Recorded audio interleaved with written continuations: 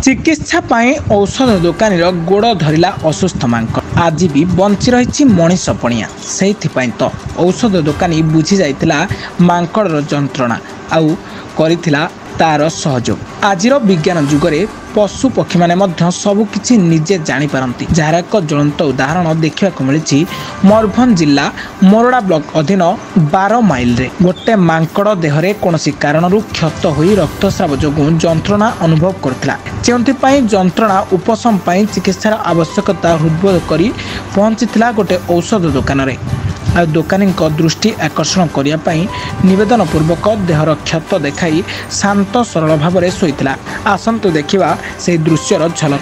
सूचना मुताबक आज दिन बेले एक मांकड़ क्षताक्त अवस्था थिबा बेले जंत्रणा मुक्ति पाइबा उद्देश्य चिकित्सा पाई मांकड़टी एक मेडिसिन स्टोर रे निजे पहुंचीथिला एवं मेडिसिन स्टोर रो मालिक तरणीसेन महांतक गोड़ को धरी क्षताक्त स्थान को देखाइथिला।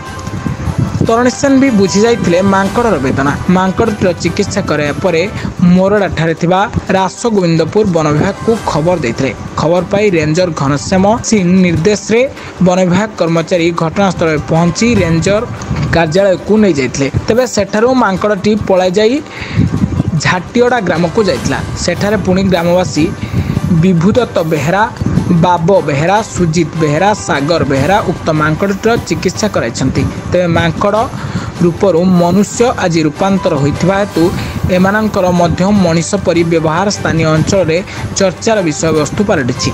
सेहीपरि मांकड़ हेउछन्ति भगवान श्रीरामंकर परम भक्त। तेणु स्थानीय लोके यार सेवा करी निजको धन्य मणिछन्ति। ता सहित खाइबाकू मध्य देथुवार देखिबाकू मिलिछि। मयूरभंजରୁ सुमंत पात्रଙ୍କ रिपोर्ट ब्लैक न्यूज ओडिया।